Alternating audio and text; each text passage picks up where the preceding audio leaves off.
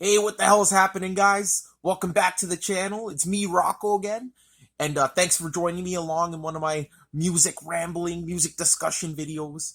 And yeah, hopefully you enjoy it. Today I got a pretty awesome video planned out, something I've been meaning to do for a long ass time. And that's to rank the discography of one of my all-time favorite bands. I'm sure you guys guessed it by now. Black Sabbath. Honestly, just what's there to say about Black Sabbath that hasn't been said a million times? They're the true pioneers of metal. And honestly, like a lot of people tend to focus on their legacy as kind of like the inventors of heavy metal and the pioneers, and kind of like forget about how good they actually were as musicians. The Geezer Butler's fantastic lyrics, just the atmosphere on all their albums. Like, not only did they create metal, but in my opinion, I think they perfected it. And that's controversial. I know a lot of people say Judas Priest, Metallica, Iron Maiden, like all those bands that came afterwards, even like the death metal scene, the progressive metal scene, like expanded on metal and improved it. But for me, the metal that I enjoy the most, it's always going to be Black Sabbath. They were the first metal band I got into. So, maybe I'm an asshole. Maybe nostalgia is like playing a big factor into that. But I can't get enough. I keep going back over and over again. And they have such a diverse discography, so many different eras. They're like a fucking chameleon. They were always changing. And really the only consistent member of the band was Mr. Tony Iommi, the fucking riff master. I'm sure we can all agree that out of all the metal guitar players, Tony Iommi is like, if not number one, at least in the top three. The only other ones I can think of will be like James Hetfield, maybe like, I don't even fucking know. But Angus Young has a lot of great riffs from AC/DC. But for me, it's always going to be Tony Iommi. And, the band, as I mentioned, they went through a lot of lineup changes, especially in the 80s. And, a lot of fans, you kind of belong to like, there's a few different camps of Black Sabbath fans. You got your hardcore, die-hard Ozzy fans, where it's like anything other than Ozzy is shit. And I think these are the real, like, closed-minded fans, like the old school guys. And, I will admit right off the bat that the Ozzy era of Black Sabbath is my favorite era. For me, that's really what defines classic Black Sabbath. And that's not to say I don't love the other eras. Like, I do love the other eras. But for me, like, when I think of classic Black Sabbath, my go-to will always be the Ozzy years. But I am not one of those fans that only listens to the Ozzy era and considers everything else shit. Because I fucking love the Dio era. Like, the Dio era is fantastic. The Ian Gillan era, although it's just one album, top notch. Even the Tony Martin era is really fucking awesome too. Like, it's great. It's all great. There's a few albums here or there where, they're a little bit on the like the shittier side. Probably like number 18, 19, and 20 on the list. But the rest are all great, and a big portion of them I consider metal masterpieces. So yeah, what was I talking about again? Oh yeah, the camps of Black Sabbath fans. So yeah, you got your Aussie diehards. Then you got your, I see this a lot more these days. People that kind of like the Tony Martin era and Dio era a little better than the Aussie era, which is kind of bizarre. They're in the minority, but a lot of people consider the Aussie era to be like clunky and kind of like, not as refined. And I could see a lot of like 80s and 90s metal fans kind of liking this era, like people that grew up with stuff like Iron Maiden, um, bands like that were coming out in the 80s, like more glam metal, things like that. Not glam metal, but you know what I mean. In comparison to Black Sabbath, everything is pretty much glam metal. But the more upbeat, like fast-paced riff kind of metal, I could see them being in that camp. But yeah. And then you got fans that just fucking love everything, and I consider myself part of that camp. So you really got the three camps right there. And I really think that the whole discography is worth visiting. If you're a diehard Aussie fan, you haven't went outside of the Aussie era, definitely go and check out the Dio era. Like, I'm sure no one disagrees that the Dio era is. What am I saying? I'm sure no one agrees that the Dio era is mediocre. I mean, sure, they only have like 3-4 albums, but those 3-4 albums are all extremely solid. And come on, Ronnie James Dio. Although I love Ozzy, Ronnie James Dio is a much better vocalist than Ozzy Osbourne. And but here's the thing: in terms of Black Sabbath, I prefer Ozzy. I think his voice just perfectly suits that doomy atmosphere. And I think if there was any other singer, it wouldn't have been as great. And I do think Ozzy is a great singer. So let's just get that right off the bat. And of course, you got Tony Martin, the Tony Martin era. Tony Martin's a fantastic fucking singer. I mean, his vocals are flawless, almost as good as Dio. Doesn't really have the aggression behind it that Dio does, but in terms of pure like vocal prowess, he's fucking up there. He's really good. And then of course you got like those mini eras, like the Ian Gillan era. Ian Gillan, he's one of the best singers ever, and his vocals on Born Again are just fucking maniacal. And then you had the brief, oh my god, what's his name? Glenn Hughes era in like the mid 80s. Probably my least favorite era of the band, but overall not bad.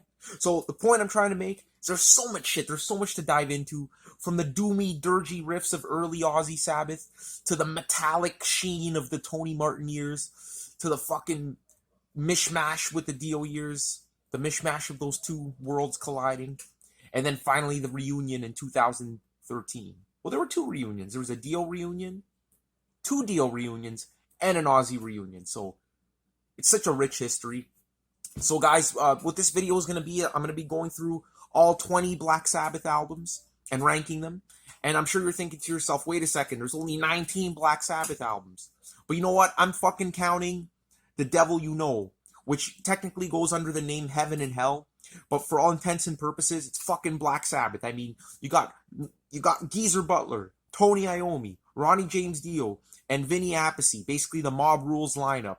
So if you're going to call Mob Rules Black Sabbath, you have to call this band Black Sabbath. I know it's confusing, but as long as it has the same members, I consider it Black Sabbath. So yeah, we're going to be going through all 20. And I basically have a tier system going on here. So I got the mediocre tier, that's the tier 5. Then tier 4 is the average tier. Tier 3 is the good tier. Tier 4... Oh, wait, do I have 6 tiers? Fuck, I have 6 tiers. Okay, so tier 6 is the mediocre. Tier 5 is the average. Tier 4 is the good. Tier 3 is the great. Tier 2 is the excellent. And Tier 1 are the masterpieces. Sorry, got a little confused there. And basically, I'm going to be giving each album a rating on my rating scale, which is explained in great detail in my Steely Dan and Genesis ranking videos. So I'm not going to bore you guys with the details here, but I have this systematic way of ranking albums with a formula I created. I know, I'm a fucking nerd, and I'm proud. So yeah, we're going to be going through. And honestly, guys, once we get past the number 18 mark, they're all good albums. I mean, so if your favorite album isn't like in the top 5 or even in the top 10, don't think I don't like the album, because I do. But if your favorite album is number 20, 19, or 18, then I'm sorry. We just fundamentally disagree on that shit. So let's dive right in with number 20. Alright guys, so coming in at number 20, this is going to be no surprise. It's 1995's Forbidden, the final Black Sabbath album with Tony Martin. And, you know, this album here, what's there to say, guys? It's unanimously considered the worst Sabbath album. But the thing is, it does have some great songs. So, although it is the worst Black Sabbath album, don't just not listen to it. Like, listen to it, enjoy like the 2-3 great songs on the album, and then put those on a playlist, and just don't forget about it, because it does have something to offer. But yeah, guys, overall, this album, it's just pretty uninspired. Tony Iommi's riff playing, just, it's sad to say, like, there's a few great riffs. That's a given with Sabbath. Even on the worst Sabbath albums, you got to have some great riffs. But overall, the riffs just leave a lot to be desired. And, you know, even Tony Martin sounds a little lackluster on this album. Normally, his voice is extremely powerful. He hits some extremely high notes. On this album, you don't get much of that. And, I don't know, it has, like, this muddy vibe to it. Even, like, Cozy Powell on the drums. You know, it doesn't really feel like a drummer of Cozy Powell's caliber is playing on this album. And I don't know if that was because of the production. A lot of people say that it was because of the production. Or because, I don't know, who knows. It's the mid-90s now, and the band wasn't very inspired, so I think that was the main problem. But yeah, this album here, I don't want to dwell on it too long. Check it out. There's a few great songs. What's a good one on it? Kiss of Death, that's fantastic. My favorite song on the album. The title track, Forbidden's pretty solid as well. Rusty Angels is like a guilty pleasure. I like the jaunty kind of riff to it. Most of the songs on the later half of the album are actually pretty decent, pretty listenable. But kicking off the album, The Illusion of Power, it's just it's just not a great song, and it has nothing to do with the rap vocals on it, which is just like 10 seconds. And it's nothing to do with that. Just Tony Martin doesn't sound great, and the riffage isn't that great. So yeah, Forbidden, overall pretty uninspired album, and would basically be the end of the Tony Martin years. So this one here, I gave it a 64.77%. So it's in the mediocre tier, and this is the only album in the mediocre tier. So without further ado, let's move on to number 19. All right, so coming in at number 19, we got 1986's Seventh Star, the only Sabbath album fronted by Glenn Hughes. And this is a really weird one, guys. I mean, it's not bad. It's not a bad album by any stretch of the imagination. So don't get me wrong, but it's just a weird one in Sabbath's discography, and one that doesn't really stick out for me, to be honest, after all these years of listening to Sabbath. And we all know the story behind it. Black Sabbath basically disbanded after Born Again, and Tony Iommi he wanted to start a solo project, so he recruited a few guys, including Glenn Hughes from Deep Purple singer, and everything was going great. They thought it was just a Tony Iommi solo project. They put out the album, and then the record company is like, "Hey Tony, we can sell out stadiums if you tour as Black Sabbath, but touring as Tony Iommi, you're going to be playing like clubs and bars and small theaters and shit." And obviously, the call of money is always very strong, so Tony Iommi agreed to change it to Black Sabbath. And Glenn Hughes was horrified. He was horrified at the thought of going out there and singing shit like the Aussie years and the Dio years. He just thought he was just helping out a fellow brother from Birmingham, make a solo album. And all of a sudden he's he was being recruited as the next singer of Sabbath. So that didn't last very long. And there's a lot of interesting history behind it. I don't want to get into it. But yeah, overall, the album is good. It's a great collection of just 80s hard rock / metal songs. The title track's awesome. Angry Heart's a good, Heart Like a Wheel is a nice bluesy track. Danger Zone, some good riffs on that. But overall, nothing that really jumps out, except for the title track, Seventh Star. That's a pretty epic sounding track, so that's the one I keep coming back to on the album. But yeah, like nothing bad on the album, it kind of just falls in the mix of 80s, generic 80s hard rock and metal tunes. So not that it's bad, just nothing really grabs me and makes me want to keep coming back. But overall, Tony Iommi does a great job on the guitar as always, some great solos, and Glenn Hughes is fantastic. So it's an average album. It's one I come back to once in a blue moon. And, there's a few cheesy tracks like No Stranger to Love and, things like that. But overall, it's not bad. And I give this one a 74.07%. All right, guys, so for number 18, we're going all the way back to 1976, to my beloved Aussie years, with the album Technical Ecstasy. And this album here is very, very controversial. I know a lot of people on the internet that freaking love this album, and a lot of people that hate it. And I kind of fall in between. I don't hate it. I've gone through periods of like thinking it was so underrated and so great, and then periods of just like never listening to it. And that's not a good sign. I mean, if you go a long time without listening to an album, chances are like it doesn't really have a lot to grab you and keep you coming back. And this album here, the thing about it is it's so bipolar. I mean, there's some phenomenal Sabbath songs here. You Won't Change Me is just excellent. Dirty Women, the final song, has one of the most epic outros ever. Oh man, there's so many good ones. It's Alright, the Bill Ward sung kind of like ballad. I love that shit. But for every great song, there's a mediocre one. I mean, you got Rock and Roll Doctor. Ugh, hate that song. All Moving Parts Stand Still. I know a lot of people that love this song, but I just could never get into it. She's Gone, just a cheesy ballad. So overall, it just shows Sabbath's they were trying to be more commercial, trying to break into like the mainstream rock scene. And it doesn't really have that metal flair that a lot of the other Sabbath albums had in the early 70s, or nowhere near as much metal flair. But it does have its great moments, so definitely don't skip it. And another interesting opinion I have is that, I think Never Say Die is like quite a step up from this album. And, most people put it the other way around. Most people love this album and say Never Say Die is the piece of shit. But no spoilers, but Never Say Die, you're going to see it a bit later on. I do love that album. But Technical Ecstasy, again, I just pull out those few tracks, come back to those, and leave the rest to the wayside. Backstreet Kids is pretty good too, but it's too synthy for me. And nothing against synth, but it doesn't really work in that track. But yeah, I give this one a pretty solid score, 74.73%. so just slightly better than Seventh Star. And again, those great songs are what really propels the score forward. This could have been the worst Sabbath album if it had all songs of the quality of Rock and Roll Doctor, but luckily enough, there's a few standout tracks. So that is number 18, Technical Ecstasy. Oh yeah, and the album cover has two robots fucking on an escalator, so that's worth the price of admission alone. Okay, number 17, we got the 1990 album Tyr, or Tyre, or I've heard it pronounced many different ways. However you want to pronounce it, Tyr, that album, with Tony Martin. And this is the first album in Tier 3, Tier 4, the good tier. So all these albums in this tier, I consider good. So if your favorite album is in this tier, you can rest assured that I agree with your opinion. Well, that it's a good album.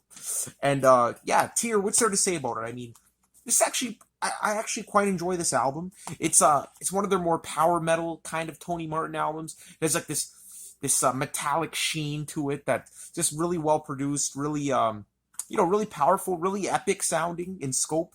But again, very little of the classic Sabbath sound. And again, there's nothing wrong with that whatsoever. But when I go to Sabbath, that's what I want to hear a little bit of that doom metal. Like maybe if like only one song on the album had that feel, then I would like it a bit better. But it's just I was never a huge fan of power metal. So if you're a power metal fan, this might be your favorite Sabbath album, and that's just a matter of opinion. For me, I'm more into the doom, into the heavier stuff, and that's the reason why this album's kind of low on the list. But I do respect it for what it is. It's a great effort. Tony Martin is just fantastic. The opening track, okay guys, the opening track, Anno Mundi, it's a fucking masterpiece. That song pumps me up beyond belief. It has just an epic build-up that you can't go wrong with that one. Also, the Sabbath Stones opens up very ominously, but a lot of time changes in that one, and gets really epic towards the end again. There's even like a kind of like a suite on side 2, the Tyr, Odin's Court, and Valhalla, or sorry, the Battle of Tyr, I should say.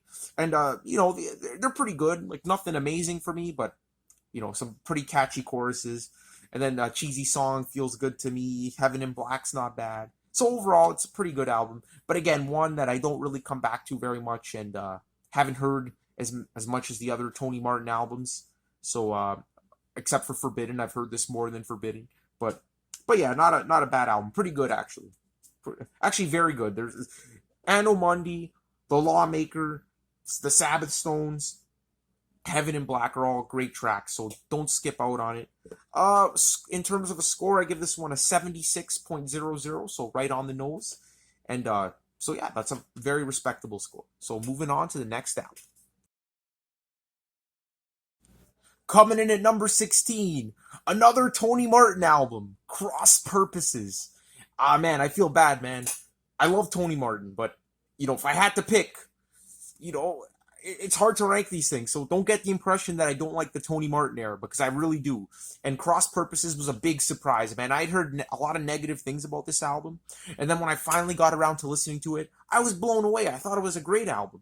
And, over time, it's, it hasn't really grown on me as much as I thought it would, but I still really enjoy this album, and it has a lot of great songs. Geezer Butler came back to the band with the Dehumanizer album with Dio, so now we have Geezer Butler and Tony Martin united, and I think Geezer Butler influenced the album, gave it a bit of a darker tone. Either that, or we're getting more into the grunge years of the 90s now, and the band wanted to get a little bit grittier, a little bit heavier.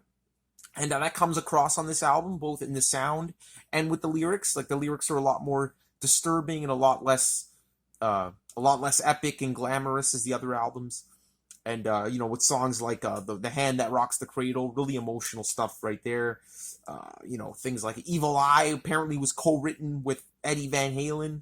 So who knows? It's still debatable to this day whether or not he actually plays the guitar on this song, but he definitely helped them co-write Evil Eye, which is a really good track. And yeah, overall, again, like there's a lot of standout tracks, but it's a pretty long album. I think it's like 55 minutes or something. So they could have trimmed it down. They could have taken out a few songs. So overall, like it kind of weakens the score, but the standout tracks are really, really high up there. Really a great combination of like the old school Sabbath sound with a lot of the heavier riffs and Tony Martin's soaring vocals. So yeah, some big standouts are Eyewitness, Cross of Thorns. Those first two tracks, just 1-2 punch right there. I'm a really big fan of the Hand That Rocks the Cradle. That's one of my favorites. Evil Eye's really good, and there's a few other good ones as well. I'm not just gonna list every song. Psychophobia, a lot of people like that song, but I kind of find the riff to be kind of boring in comparison to a lot of Tony Iommi riffs.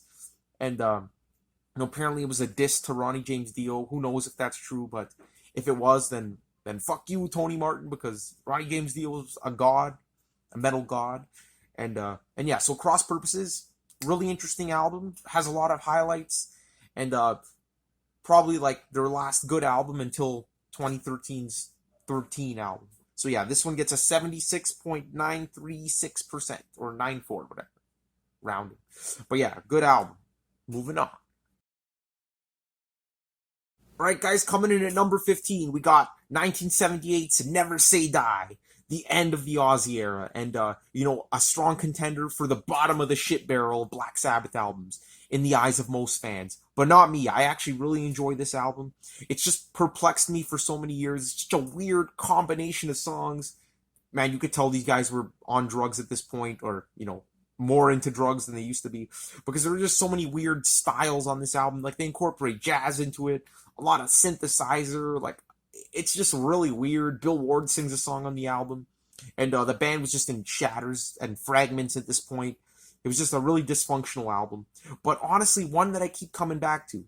I mean, if you look at this album compared to Technical Ecstasy, maybe Technical Ecstasy has a few better highlights, but this one here, just overall, it's one I keep coming back to way more than Technical Ecstasy, so I must like it better. So it's as simple as that. But yeah, I mean, there's so many great tunes on this album. The title track, Never Say Die, I've always liked that one. Junior's Eyes is great. Air Dance, I'm a big fan of Air Dance. And sure, it has a few crappy ones. Swinging the Chain is one of them. Or, sorry, not Swinging the Chain. Breakout, that weird jazz instrumental. But yeah, overall, I really like Never Say Die. If you want to get a more in-depth look at my opinion, check out my full-length review on the channel. It's there. It's there to be watched. So I'm not going to get too into it right now. But yeah, it's a great album. I give it a 77.21%. So really good score right there. And yeah, unpopular opinion. I like this better than Technical Ecstasy. So yeah, fight me, bitch. Moving on to the next album. Okay, so number 14, we got The Devil You Know. This is the album I was talking about in the intro with, it's basically the Mob Rules lineup reunited, and the first appearance of Mr. Ronnie James Dio on the list. And yeah, this album, it's a very solid album. Top to bottom, just every song is pretty much a solid Dio Black Sabbath song. This one here, I feel like it has a lot more grit than a lot of the other earlier Dio albums. Dehumanizer had a lot of grit as well, but this one here is probably the grittiest and the heaviest of all the Dio albums. And yeah, it's a pretty awesome late career renaissance of the Sabbath sound with Dio coming out in 2008 or 2009, one of those years. And in effect, the last recorded thing with Dio on vocals before unfortunately he passed away in 2010. That was a really sad day for me, but yeah, the last, he goes out on a bang. He does a great job on this album. His vocals, they sound fucking phenomenal for a 70-year-old man, or however old he was at the time. Just incredible that he was still able to sing at that level. And, yeah, just a great collection of Dio songs. There's not much more to say about it. The thing is, about this album, a lot of the songs kind of sound similar on it. Like, there's nothing really distinguishing the songs. So it isn't one of the most creative albums. It just sounds like any Dio sung song with Tony Iommi's heavy riffs over it. But it's just enjoyable throughout, and it's one I come back to moderately. Like, I come back to it quite a bit, but not as much as the other albums on the list. But yeah, cool album. Some big highlights on it are Bible Black. That one there is just an all-time Dio classic. Breaking Into Heaven, the last song, I really like that as well. Fear is a cool track. Adam and Evil, the first few songs are all really strong, and then I don't know if it's because even Rock and Roll Angel's really good. I don't know if it's because I get like listening fatigue because all the songs sound the same, so I like the middle tracks less. But yeah, who knows? Maybe that's the reason. And Eating the Cannibals, it's a funny song, but I've never been a fan. I think that's a weak track.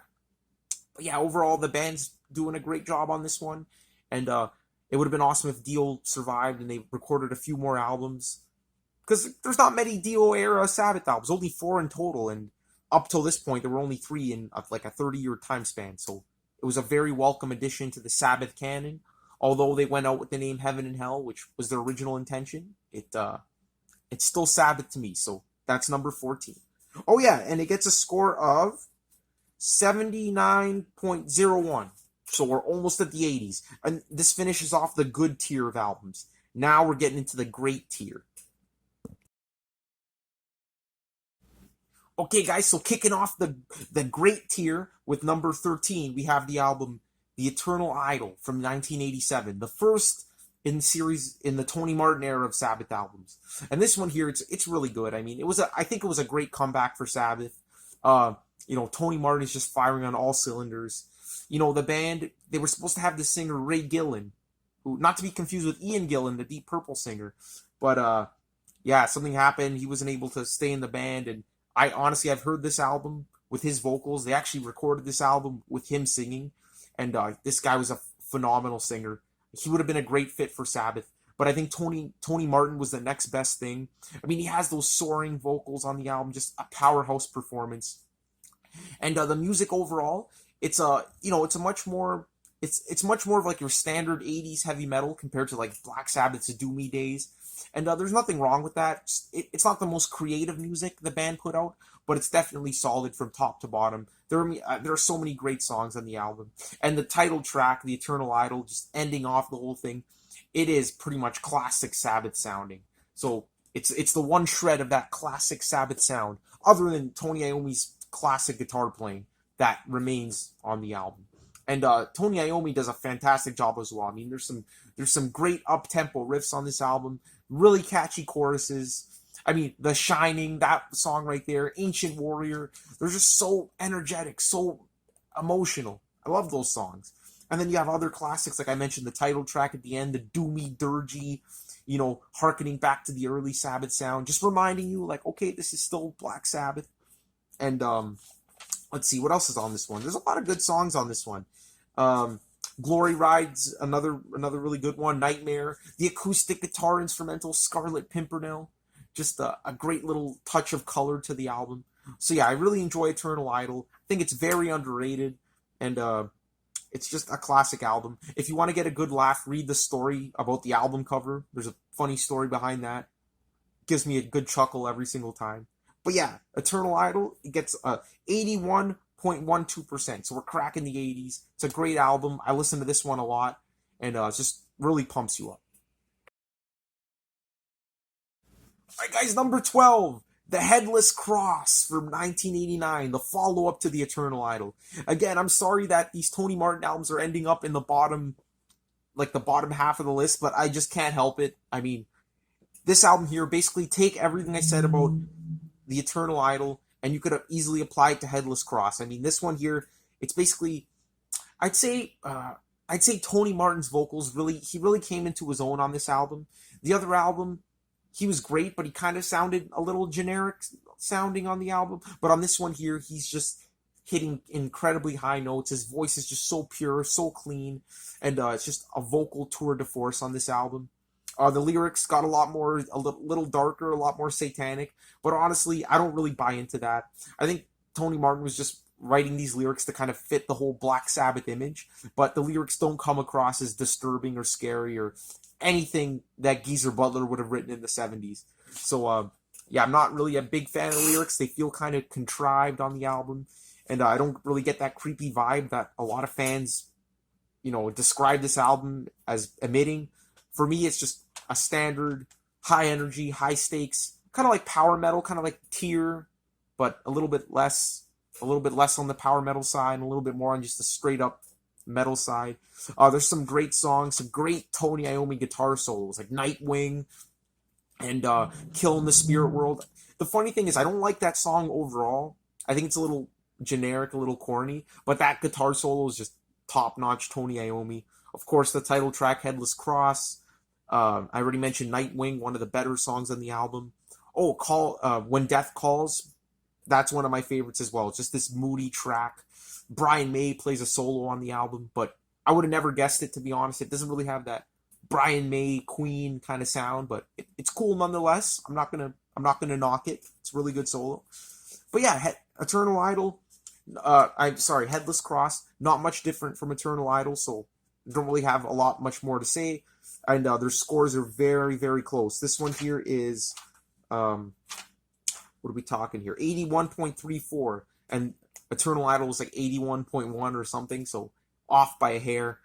But yeah, really cool album. A few songs in the middle I'm not a huge fan of. Like I already mentioned, The Kill in the Spirit World, other than the solo, it's kind of generic. And Call of the Wild, I was never a big fan. Oh, another good song, Black Moon. That's a nice bluesy track right there. So yeah, really good album. And overall, my favorite of the Tony Martin era, just by a bit, just by a little bit. So yeah, moving on to the next album.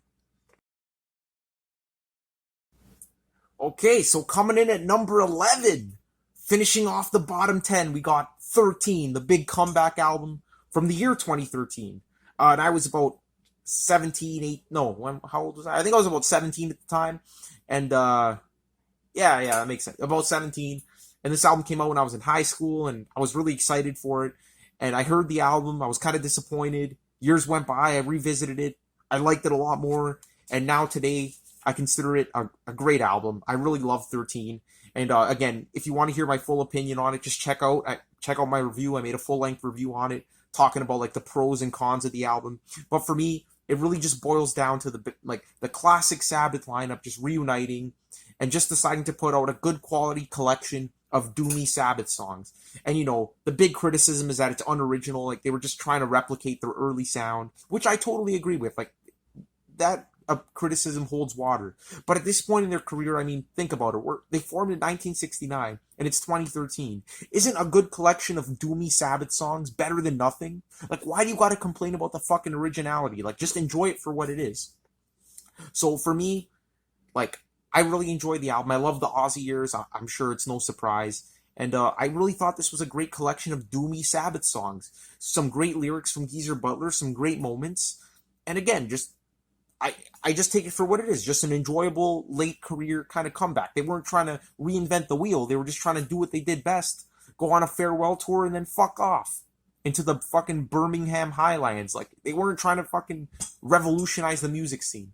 Anyway, that's my rant, and if you want to get my full opinion, again, check out my review. I go in depth, but 13 is great. I mean, God is Dead, classic song, one of my favorite Sabbath songs from like the post Mob Rules years, and End of the Beginning, Dear Father. There's so many good ones. Even Zeitgeist. People say it's just like a rip off of Planet Caravan. Like, I enjoy Zeitgeist. It's a cool acoustic song. Like, I mean, man, people just gotta like learn to lighten up and take an album for what it is.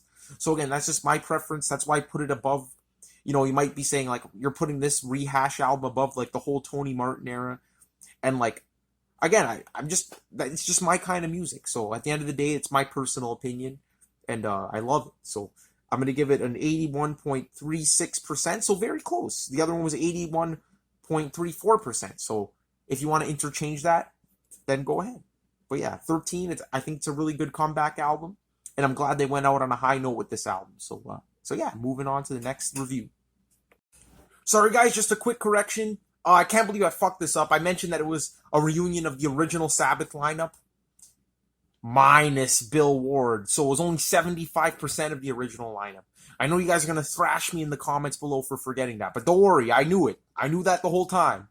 It was just a slip of the tongue. So yeah, that's another point of contention with that album. Again, check out my review. Alright guys, here we go. We've arrived at the top 10, and conveniently, this is where my tier 2 starts. So this is the excellent tier. All these albums here, I freaking love. They're all fantastic. They're all phenomenal. We're not talking any mediocre, average, or even good albums at this point. These are all extremely strong for me. And kicking it off with number 10, we got 1993's Dehumanizer. Or sorry, 1992. Which was basically the first comeback with Ronnie James Dio. He came back into the band after a good 10-year hiatus, and the band really kicked it off. I mean, this album here is just fucking phenomenal. There's so many great songs on it. It's a lot heavier than a lot of the other Ronnie James Dio albums that came out in the early 80s. Not better, just heavier. That's all I'm saying. It's a lot grittier, and Ronnie James Dio has a lot more grit and, his voice a little bit more on the more aggressive side compared to his earlier years. You have like less of the soaring vocals, although you do get that. You do get more of that grit and that punchiness, which I really love, and the riffs are a lot grittier too on this album. So, when I first heard it, it was a nice welcome clash between like the doomy kind of side of Sabbath and their new kind of modern metal sound. And of course, it does lean more towards the modern metal sound, but there's some bits and pieces of that aggression from their early years, or that heaviness actually. That's a better word. But yeah, Dehumanizer is just amazing from top to bottom. I mean, Computer God is just an all-time Dio classic. My favorite song on the album by far is the second last song. That one there is just freaking amazing. One of the best Dio sung Sabbath songs for me. What else you got here? After All, that's a really doomy track. TV Crimes, I'm not big on it, but it's good. Letters from Earth, another doomy one. Master of Insanity, this one here, I swear to God, they basically stole the riff from Led Zeppelin's The Wonton song. Correct me if I'm wrong, but it sounds like almost the exact same riff. But yeah, that's a really big highlight for me as well. Sins of the Father is good.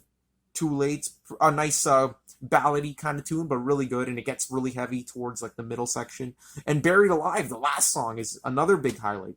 So again, such a strong collection, a much better album than The Devil You Know in terms of consistency and quality. But yeah, an awesome Dio collection of Sabbath tunes. The only song I'm not too big on is Time Machine and probably TV Crimes. Those ones there don't really make me come back for more, but the other ones definitely do. And the whole band was just firing on all cylinders. So Dehumanizer gets a pretty strong score of 85.61%. Moving on to the next album. Okay, guys, number 9. This is going to be a big surprise for you guys, but Born Again from 1983. The only album with Ian Gillan on vocals. And fuck, man. What's there to say about this album? I mean, when I first heard this album, I thought it was horrible.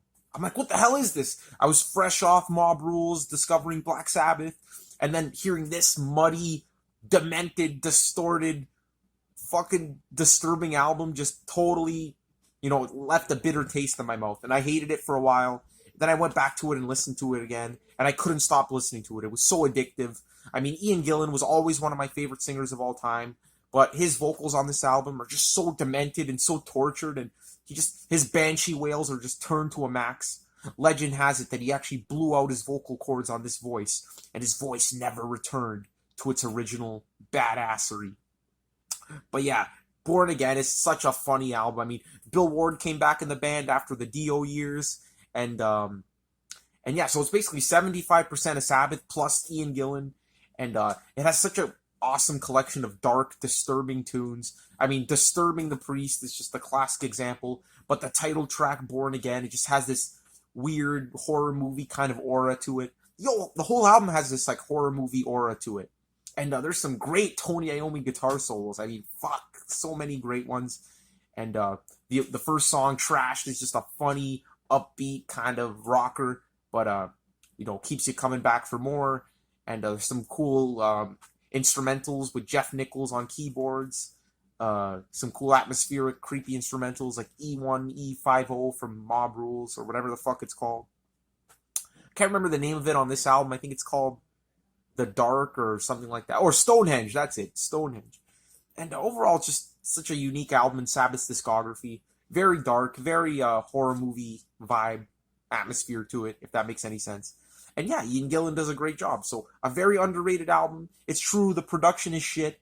I wish the production was a bit better, but the songwriting is still there, and it still has that Black Sabbath vibe. So I love this album. I'm going to give it an 85.706.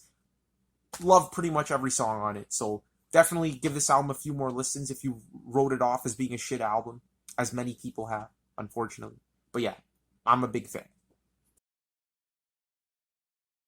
Number 8, an all-time Sabbath classic, Mob Rules, the sophomore album of the Dio era, and an album that a lot of people really love and consider one of the best Sabbath albums.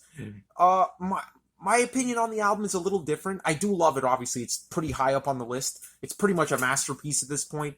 But I think it's a little bit too similar to Heaven and Hell, and a lot of people seem to have the same opinion as me that it's too similar to Heaven and Hell. But there's nothing wrong with that. I mean, Heaven and Hell is one of the best fucking albums of all time. Okay, so to be similar to that, there's nothing wrong with it whatsoever. But it just has a little. It just feels a little bit lackluster compared to Heaven and Hell.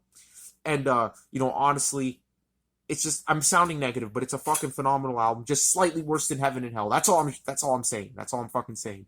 But just such a great collection of classic Dio Sabbath songs on this one. Fucking the end of this album, the last few songs just kill me every single time. Over and over. One of the great Tony Iommi guitar solos closing out the album. Just like on Heaven and Hell with Lonely is the Word.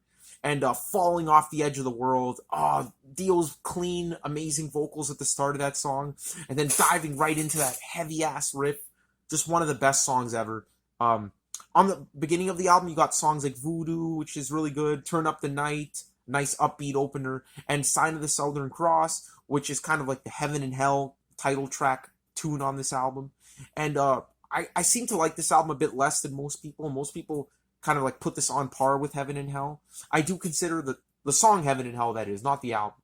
I do consider the song Heaven and Hell to be much better than Sign of the Southern Cross, but it's still a great, moody, atmospheric song that, 7-minute runtime. It's pretty epic in length, but it's not my favorite on the album. I think Over and Over and Falling Off the Edge of the World I'm getting tongue-tied here. But yeah, those two songs kind of trump it. And even Country Girl's a really great tune. So there's nothing weak on the album. Even that weird instrumental E1, E50, it's so creepy. It's so haunting. I freaking love it. Jeff Nichols is a great underrated member of Sabbath, and his keyboard work on that song just really, that's pretty much all there is. It's just a keyboard instrumental. But yeah, really cool song. So yeah, Mob Rules. It's an 86.46%, so extremely high score. I love this album from the bottom of my heart. And just to be at number 8 just goes to show how much I love Sabbath. An album of this quality being this low on the list. But yeah, I digress. Let's move on. Alright guys, coming in at number 7. I can't believe this is only number 7, but Black Sabbath Volume 4 from 1972. Guys, I freaking love this album. And honestly, I can't say enough about this album. It's just a fucking masterpiece from top to bottom. I just simply like the other albums a little bit more, so that's the only reason it's at number 7. It's an experimental album. It was the first album where Black Sabbath kind of broke out of their shell and really started experimenting with different styles and extending the song structures beyond just like a collection of like songs combined into one. Like, for example, the NIB Suite. Like, this one really explores different moods and different themes within the songs. And it's just an awesome collection. Honestly, I think the only reason why it's not a little bit higher is because the song FX is kind of like 2 minutes of wasted space on the album. And the song Changes, although I really like the song, it's just a little bit weaker than the other tunes on the album. And, it's a little bit overlong in my opinion. And so those are the only two things that kind of like weaken the score a bit. But other than that, there's just some stone cold masterpieces on here. Snowblind, one of the best Sabbath songs. Supernaut, one of the best. Under the fucking Sun, probably the heaviest Sabbath song from this whole fucking period, and maybe even ever. Just masterpieces. Masterpiece after masterpiece. And the funny thing is, the band, we all know the stories. They were high on coke at this point. But it doesn't show. I mean, the album is just so great. And I know a lot of people that consider this the best Sabbath album. And I couldn't disagree with them. Like, I wouldn't have an argument. It's just, I like the other one slightly better. So that's all there is to it. But yeah, one of the great metal albums. This one here is an 88.81%. So very close to a 90. And yeah, one of my favorite albums. Go back on my channel. I made a full-length review of this album where I go in-depth and just profess my love for the album. But you can go watch that. And that's all I got to say about Volume 4. So moving on. Coming in at number 6, we got 1975 Sabotage. Just, honestly, one of the best Sabbath albums, obviously being number 5. But this album here is just so intense. It has such an intensity to it. There's some thrashy-ass songs on this album, like Symptom of the Universe, one of the all-time best Sabbath songs. Hole in the Sky is another classic. But for me, it's all about the epics on this album. The Writ, one of the most intense and pissed off Ozzy written songs of all time. That's right, Ozzy wrote the lyrics. It wasn't Geezer Butler. And also the moody and fucking awesome Megalomania, the 9-minute epic on the album. So those two songs, along with Symptom of the Universe, for me, it's worth the price of admission alone. Those three songs are among the greatest Sabbath songs ever. But throw in Hole in the Sky and The Thrill of It All and Superstar, that orchestrated, epic sounding introduction instrumental, and you have one of the best Sabbath albums. This is the 6th album in a series of 6 masterpieces. And, I can't believe this beat out Volume 4. Historically, I've always considered Volume 4 one of the best, but then when you actually break it down with the rating system and everything, this album beat it, so can't argue with that. And honestly, I come back to this album so often that, it definitely deserves to be this high up on the list. For a long time, I considered this album to be underrated in the Ozzy years, but now it seems like a lot of people are really giving it its just desserts. I've seen a lot of people say that this is their favorite Sabbath album, so that's fucking awesome. It's one of my favorites, and it gets a 91.02%, so it's a definite masterpiece, one of the best metal albums, and the last masterpiece Ozzy era album. So yeah, that's Sabotage. What else? What's there to say about it? It's just so freaking good. So yeah, now we're moving on to the top 5. Alright guys, so now we're getting into the top 5. And I forgot to mention actually, Sabotage number 6 was the first album in the masterpiece tier, so tier number 1. And so yeah, this tier has 6 albums, and that is the most populated tier on this whole list, so that just goes to show how great Sabbath was. But yeah, kicking off the top 5, we got the classic 1970 album Paranoid. And fucking, what's there to say about this album? It's just a milestone in metal music, often regarded as the greatest Sabbath album historically. I think these days a lot of fans are really not putting it as their number 1 these days because, at this point, so many of the songs have been radio staples and they've been drilled into our brains.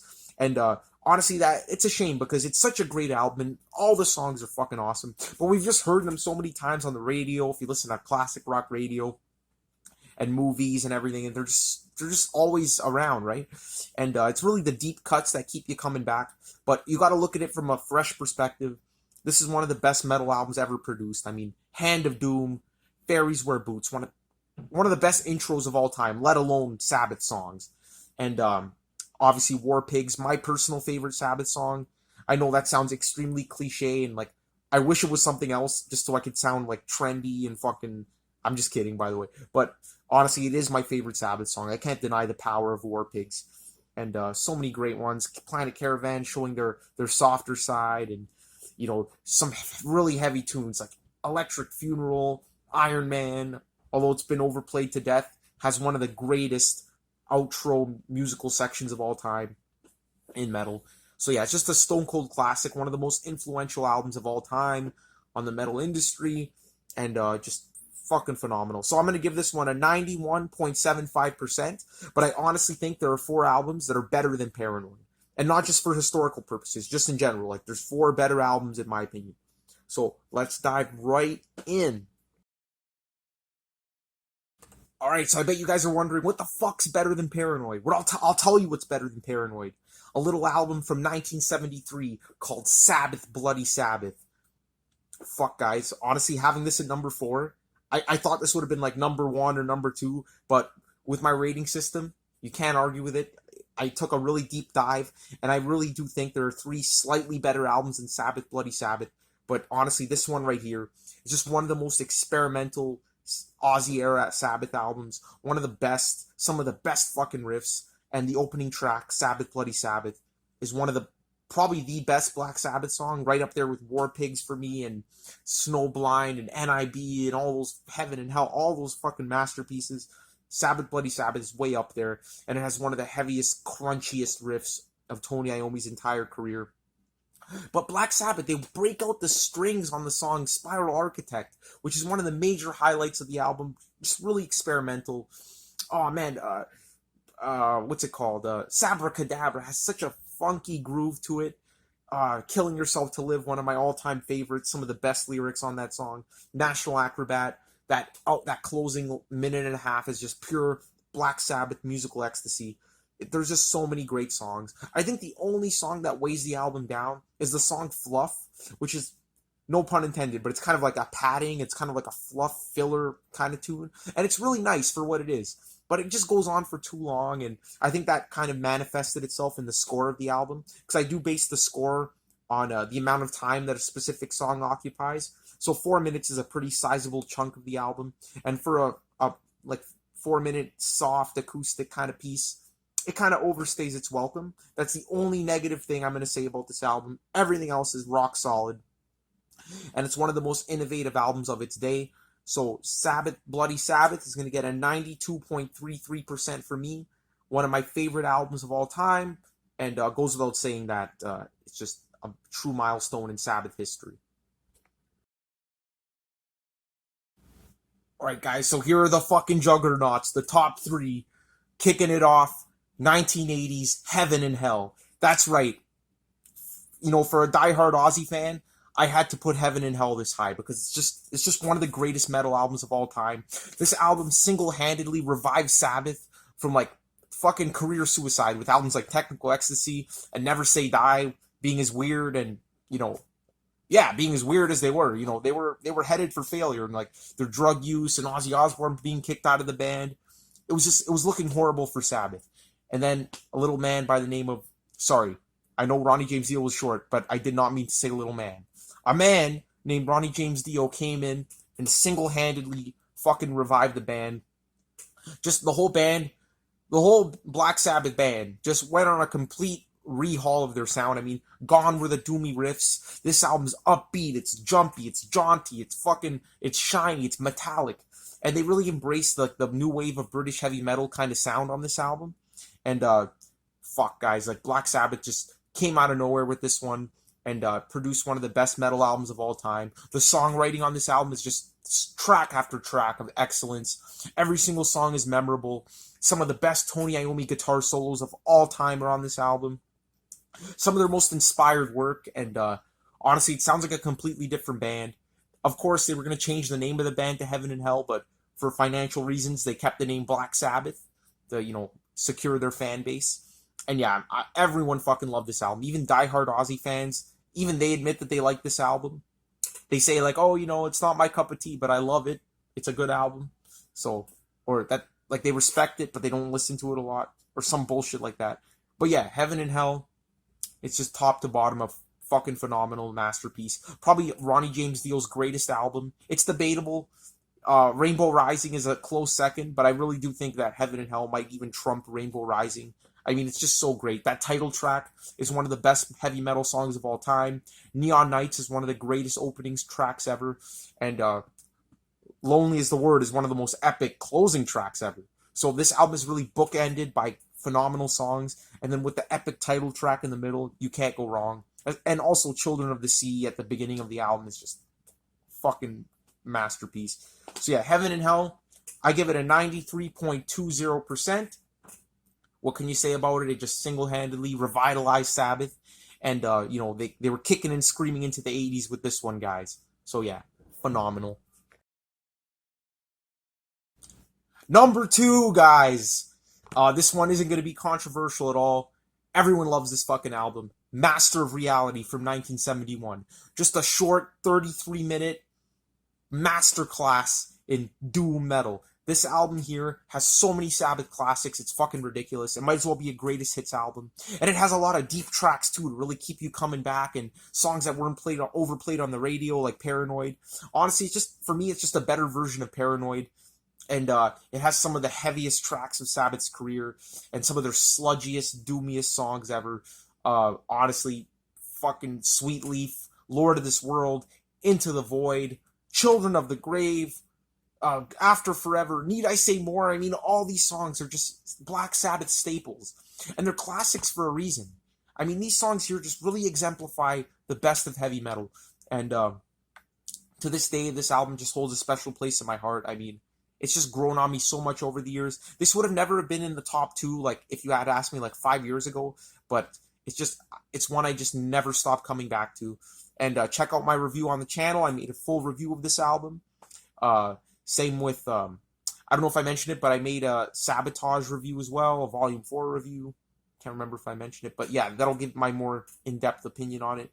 But Master of Reality is just some of the greatest riffs of all time. My favorite track on the album, it's so debatable. I mean, Sweet Leaf, as popular as it is, it's one of my favorites. Children of the Grave, that's an obvious choice. Into the Void, that's another obvious choice. But I gotta mention, Lord of this World is really high up there too. Some people say Lord of the World's like a weaker track than those ones, but I'd put it right up there. And same with After Forever. I mean, the lyrics on that song are just really inspiring and really emotional for me. So, Master of Reality is a masterpiece, top to bottom. 94.94%. Just smoking most albums out there right now. Like, I'd rarely give an album above a 90%. So, just put that in perspective.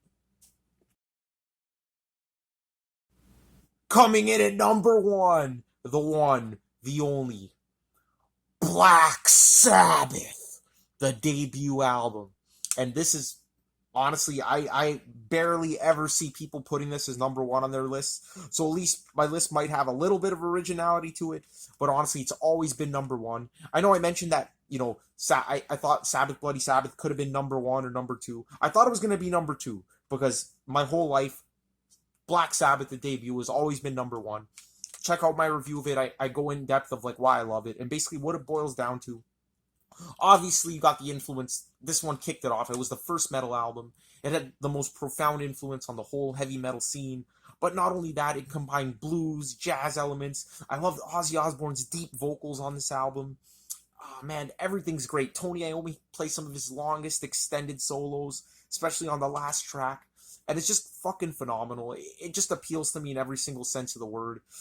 I love the blues. I'm a big blues fan, and I love how they perfectly injected that into their metal sound.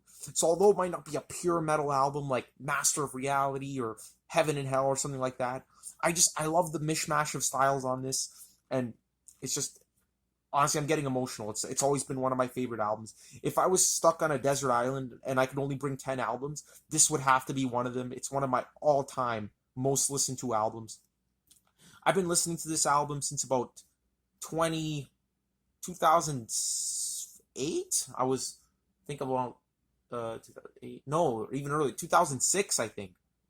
Yeah, around 2006 when I was about like 10 or 11 years old.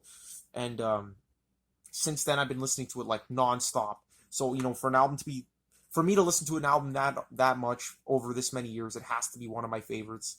And the album cover, not to mention, is just one of the greatest album covers of all time. So yeah, the debut album, I know it's an unpopular opinion, but it's by far my favorite Sabbath album. I barely see people putting this in number one, but for me, it truly is my favorite. And honestly, I can't say anything else about it. It's just a fucking masterpiece. So yeah, guys, that concludes my list. I hope you guys enjoyed it. I hope, maybe if you haven't heard every Sabbath album, this kind of gave you like a little bit of a starting point to really, check out, like, to see what albums to start with, what albums, like, might be a little bit more underrated, some overrated albums, obviously, in my opinion. But yeah, thanks for checking it out. It was a pleasure to make. And as always, take it easy, guys. I'll be happy to see you guys on my next video. Don't know what I'm going to do yet, but it might be a surprise. So we'll see you then, and take it easy, guys.